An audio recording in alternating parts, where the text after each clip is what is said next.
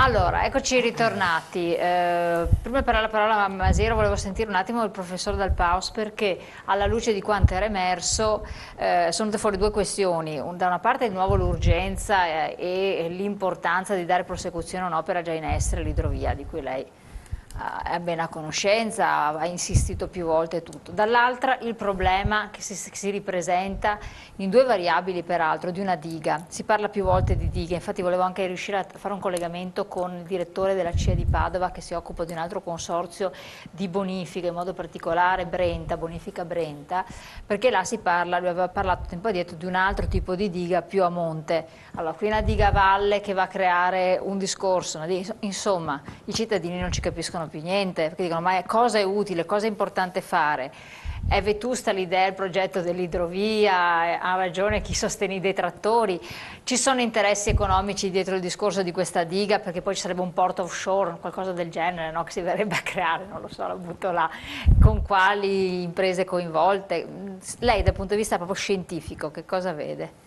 Io, Tecnico? parlando di idrovia, visto che sono il rianimatore di questo canale, perché il mio primo rapporto di tipo tecnico credo che risalga ai 2002-2003, io avevo visto quest'opera, o meglio, avevo riproposto il completamento di quest'opera guardando a tutte le funzioni che poteva svolgere per il territorio. Allora, ovviamente c'era la funzione di canale di navigazione. Io però, devo essere sincero, l'avevo studiata con riferimento al problema della difesa dalle piene di Padova e con riferimento ai problemi che riscontravo nella laguna di Venezia. Quindi, I sedimenti della laguna. come scolmatore delle piene del Brenta Bacchiglione e come vettore di acque dolci e di sedimenti verso la laguna di Venezia. Quindi canale navigabile da una parte, e qui l'opposizione più feroce, io potrei fare anche nomi e cognomi delle persone che allora obiettavano e che adesso io non è che sono molto, come dire, collegato, però mi sembra che si siano pentiti, no? Seguendo il grande pentito della storia, l'unico però vero pentito che è Paolo sulla via di Damasco, perché tutti gli altri mi sa che si pentono, poi il giorno dopo si pentono di essersi pentiti e quindi io non capisco niente. Comunque, diciamo che oggi come oggi per questo canale si accetta di parlare come canale scolmatore delle piene del Brenta Bacchiglione. Da qualche tempo mi pare non più osteggiata la posizione che lo vede anche come canale navigabile, ma non sento, e a me dispiace veramente, essendo quello che l'ha in qualche modo proposta con queste funzioni multiple, non si sente parlare della via navigabile come vettore di sedimenti di acqua dolce verso la laguna di Venezia, e Dio solo sa quanto la laguna abbia bisogno di avere apporto di sedimenti fluviali e di acque fluviali.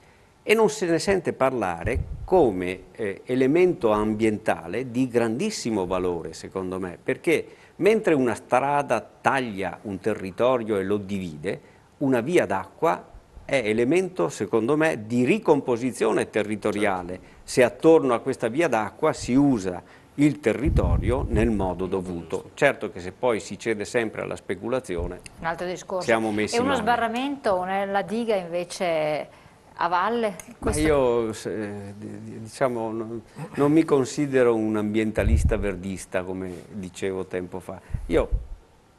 A me piacerebbe vedere l'acqua correre nel fiume, perché se no il fiume non è più fiume.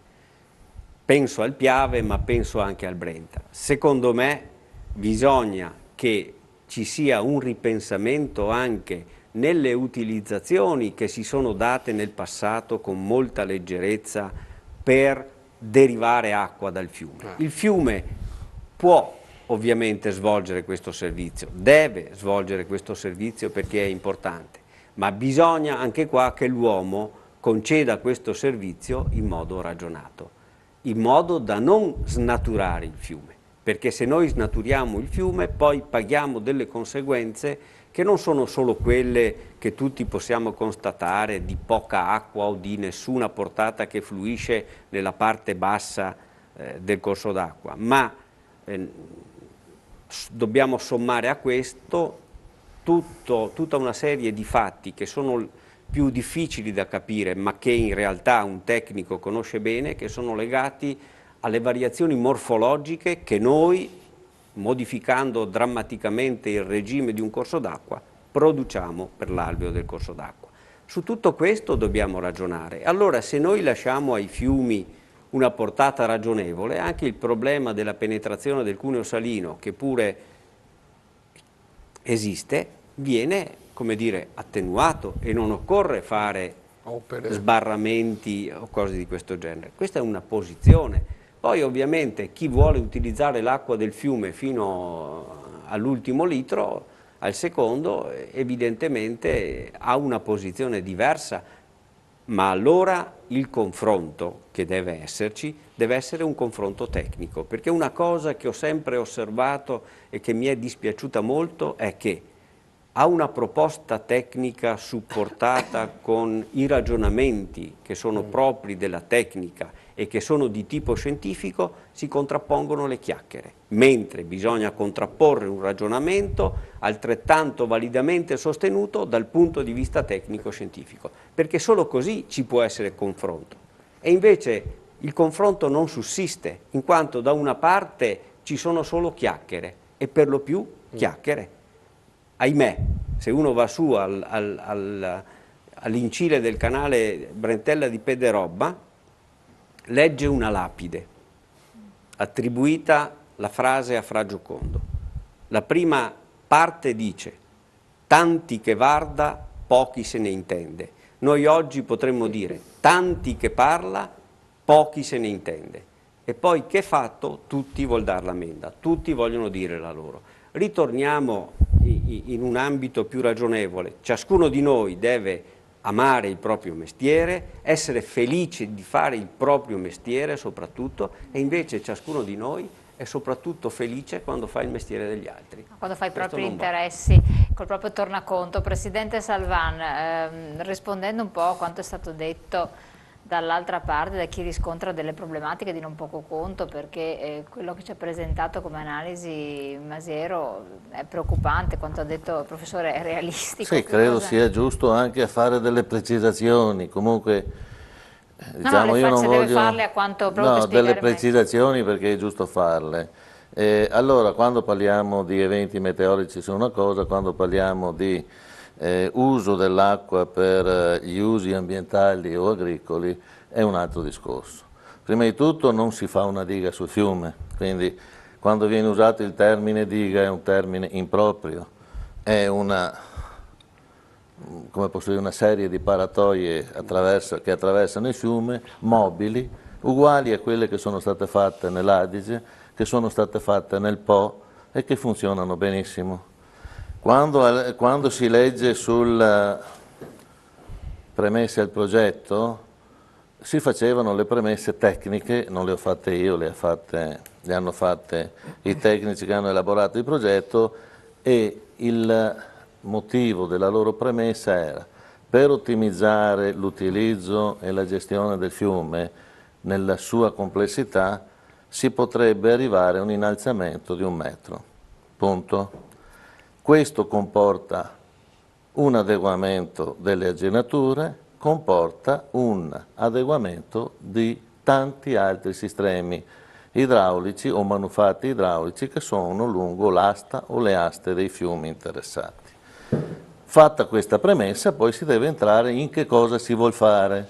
Si vuol fare uno sbarramento ad ali mobili, come ho detto prima, quindi nessuna diga, che innalza l'acqua di 20 centimetri. Questa è l'autorizzazione che è stata data dalla Commissione Via regionale e questo è l'obiettivo che è stato messo in gara dal magistrato che ha promosso la gara d'appalto e che è stato oggetto del progetto di valutazione.